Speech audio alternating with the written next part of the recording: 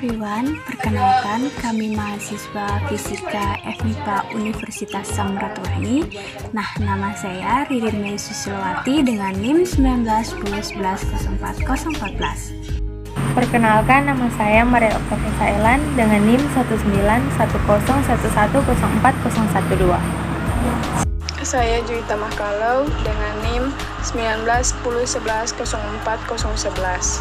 Kenalkan, nama saya Minin Kalangit, NIM 191011040113. Baiklah teman-teman, tadi merupakan perkenalan singkat dari kelompok kami. Kami sekarang akan memaparkan materi tentang seismologi gunung api. Jangan lupa ditonton ya. Baiklah, untuk yang pertama kita akan membahas kegempaan gunung api. Di sini ada gempa vulkano, di mana gempa vulkano atau vulkanik seismik adalah gempa yang disebabkan oleh gejala kegiatan gunung api. Misalnya karena kegiatan magma atau gas. Nah, pembentukan retakan atau rekahan, letusan gunung api atau kegiatan hidrotermal. Nah, biasanya gempa bumi ini atau gempa vulkanik ini tidak terasa oleh manusia karena berukuran mikro sehingga hanya bisa dicatat oleh seismograf. Di sini juga ada gambar. Nah, gambar ini merupakan skema dari gempa vulkanik. Baiklah, selanjutnya yaitu karakteristik dan mekanisme sumber gempa di gunung api. Yang pertama, gempa vulkano dalam atau gempa tipe A, di mana gempa ini dikenal dengan gempa vulkanik dalam yang dicirikan oleh gempa yang terjadi di bawah gunung berapi dengan kedalaman lebih dari 1 km. Gempa ini juga mempunyai frekuensi sekitar 4-7 Hz, durasi yang pendek. Berdasarkan penyebabnya, gempa tipe A dibagi menjadi dua macam. Yang pertama, gempa yang disebabkan oleh tekanan dari bawah ke atas sebelum terjadi letusan, dan yang kedua, gempa yang terjadi karena adanya penurunan tekanan sesudah letusan berlangsung. Kedua gempa tersebut dibedakan dari gerakan awalnya yang memiliki ciri-ciri di antara lain. Yang pertama, selisih waktu gelombang P dan S atau S dan P sampai 5 menit. Yang kedua, kedalaman sumbernya antara 1-20 km di bawah kerucut gunung api. Dan yang ketiga, berdasarkan sifat fisiknya, gempa ini bentuknya mirip dengan gempa tektonik lokal. Yang kedua, gempa letusan. Gempa letusan yang berasosiasi atau terjadi karena letusan atau erupsi gunung api yang umumnya berlangsung di kawah. Dari hasil pengamatan seismik, gerakan pertama gempa letusan adalah push atau up. Nah, gempa letusan juga terjadi bersamaan dengan peristiwa gunung berapi bertipe vulkanian. Amplitude, mekanisme atau magnitude dari gempa letusan berhubungan erat dengan intensitas erupsi. Jika dibandingkan dengan gempa vulkanik tipe A, gempa letusan memiliki panjang gelombang yang lebih panjang. Detonasi atau getaran yang dihasilkan dari gempa letusan terbilang cukup kuat. Yang selanjutnya nomor 3 yaitu tremor vulkanik. Nah, tremor vulkanik adalah gempa yang terjadi terus-menerus dengan interval yang pendek, biasanya setiap beberapa detik. Pergerakan gempa tersebut tercatat secara kontinu. Lokasi awal terjadinya gempa biasanya berada di posisi yang sangat dangkal di dekat kawah. Namun demikian, ada beberapa hasil pengamatan yang menemukan bahwa tremor vulkanik terjadi di kedalaman 20 km hingga 30 km, meskipun hal tersebut jarang terjadi. Yang nomor 4, gempa vulkanik dangkal atau gempa tipe B. Gempa ini biasa disebut gempa vulkanik dangkal, biasa berasal dari lokasi yang berdekatan dengan kawah. Magnitude dari gempa tipe B biasanya kecil. Fase S yang terlihat dalam seismograf tidak dapat terlihat jelas, mengingat frekuensi seismik gempa tipe B biasanya meningkat sebelum pecahnya letusan eksplosif kawah gunung berapi. Untuk selanjutnya, gempa tipe B sering ditemukan pada gunung api yang mempunyai tipe letusan vulkano.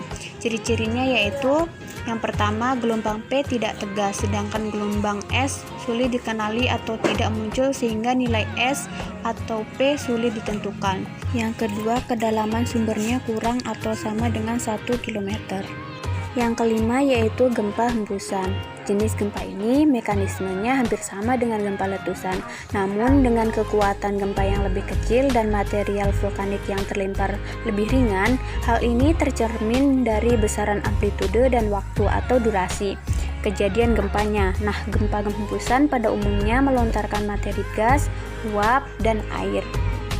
Yang keenam, rentetan gempa atau swarm. Nah, jenis gempa ini ditandai oleh rentetan gempa atau sejenis tanpa berlangsungnya gempa utama, terjadi dalam jumlah relatif banyak dalam jangka waktu dan daerah tertentu. Yang ketujuh yaitu gempa vulkano fase banyak atau gempa tipe C. Gempa yang sumbernya dangkal yang terdiri dari banyak fase, gelombang, dan kedalaman sumbernya. Yang kedelapan yaitu getaran banjir yang diakibatkan oleh banjir air atau lahar dingin, tergolong jenis gempa gelombang permukaan atau ground roll. Yang terakhir yaitu yang kesembilan, gempa guguran. Gempa ini merupakan getaran yang diakibatkan oleh guguran atau longsoran material dari tubuh gunung api. Yang berikutnya yaitu algoritma STA atau LTA. Algoritma ini berfungsi untuk mendeteksi sinyal gempa di stasiun seismik secara real time. Metode deteksi otomatis sinyal gempa yang umumnya digunakan adalah metode STA atau LTA, yang biasa disebut dengan short time algorithm atau long time algorithm.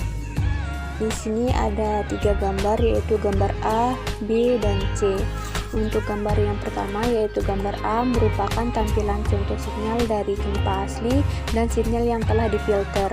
Dapat dilihat juga bahwa nilai sebaran maksimum STA atau LTA hasil filter pada segmen sinyal seismik seluruhnya bernilai di atas 19,31. Bahkan jumlah 13 data memiliki nilai maksimum STA atau LTA di atas 50. Sementara itu nilai maksimum STA atau LTA pada segmen noise memiliki rata-rata 13,43 dengan rentang nilai 0,69 hingga 76,43. Untuk gambar B merupakan spektrogram sinyal gempa asli. Nah, gambar ini juga menunjukkan sebaran nilai maksimum STA atau LTA tanpa filter Wiener. Nah, nilai maksimum STA atau LTA pada segmen sinyal seismik memiliki rentang nilai 1,899 hingga 415,8. Sedangkan pada segmen noise memiliki rentang nilai 6,687 hingga 3,343. Berdasarkan sebaran nilai maksimum STA atau LTA tersebut, maka ditentukan bahwa nilai batas STA atau LTA untuk algoritma adalah 20, sedangkan nilai ambang untuk algoritma bernilai 2. Nah, untuk yang terakhir yaitu gambar C, di mana gambar C adalah spektrogram sinyal yang telah difilter. Yang berikutnya yaitu seismic noise. Seismic noise atau biasa disebut sebagai gelombang yang tidak dikehendaki dalam rekaman seismik. Nah, pada gambar ini menjelaskan ilustrasi rekonstruksi fungsi grand seismik yang terekam di stasiun A dan B. Nah, setelah proses spesifik data, maka rekaman-rekaman tersebut dikorelasikan. Nah, korelasinya dapat dilihat dan ditunjukkan di sisi kanan. Kemudian dapat juga bagian kausa berada di sebelah kanan dan anti kausa berada di sebelah kiri, yang merupakan relic fundamental. Adapun waktu spesifik sesuai dengan gelombang yang merambat dari stasiun A ke stasiun B dan sebaliknya untuk waktu negatif. Yang selanjutnya yaitu analisis spektral, yang itu ada waveform cross correlation analysis dan power spectral density. Nah, analisis waveform dan spektral atau analisis waveform merupakan analisis yang dilakukan dengan melihat pola sinyal gelombang yang terbentuk. Analisis ini dapat membedakan jenis event gempa yang terjadi secara visual. Nah, analisis spektral merupakan analisis yang dilakukan untuk mengetahui frekuensi dominan suatu event gempa. Nah, gambar pertama merupakan diagram analisis spektral, di mana diawali dengan mulai, kemudian ada data efek tremor atau disebut getaran, dan dilanjutkan dengan data lainnya sampai ke tahap selesai. Kemudian dapat kita lihat ada 3 gambar. Untuk gambar yang pertama itu gambar A, di mana gambar tersebut menjelaskan tentang bentuk gelombang getaran yang terekam pada stasiun BTK pukul 20.00. Gambar ini juga berlangsung secara kontinu, sehingga dari hasil pemilihan event tersebut tidak dapat dihitung jumlah event yang terjadi, tetapi dapat dihitung kejadian berdasarkan perubahan amplitudo secara tiba-tiba. Nah, untuk gambar yang kedua, yaitu gambar B, adalah gambar spektrogram.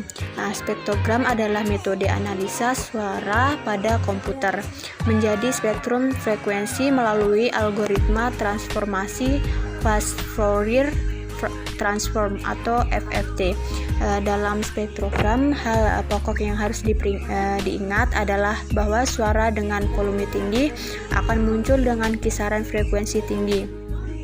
Hasil analisis spektrogram ditentukan untuk melihat power spektrum sinyal tremor dalam fungsi waktu dan frekuensi. Nah, yang terakhir yaitu gambar 3, yaitu gambar C, di mana gambar ini adalah gambar periodogram, di mana periodogram merupakan grafik yang menunjukkan nilai kekuatan kerapatan spektral dengan variabel periode sinyal yang bernilai tinggi, dapat ditunjukkan dengan warna merah pada gambar. Yang berikutnya yaitu analisis RSAM dan RSEM. RSAM yaitu Real Time Seismic Amplitude Measurement Spectrum, sedangkan RSEM yaitu Real Time Seismic Energy Measurement Spectrum. Nah, di sini kan ada rumus. Nah, rumus ini menjelaskan yaitu yang AI itu adalah amplitude sinyal, yang kemudian A itu adalah rata-rata amplitude, dan N adalah jumlah sampel. Kemudian kan ada gambar. Nah, gambar tersebut menjelaskan tentang nilai rata-rata variasi kecepatan relatif dan kohensi dari semua pasangan stasiun serta RSAM.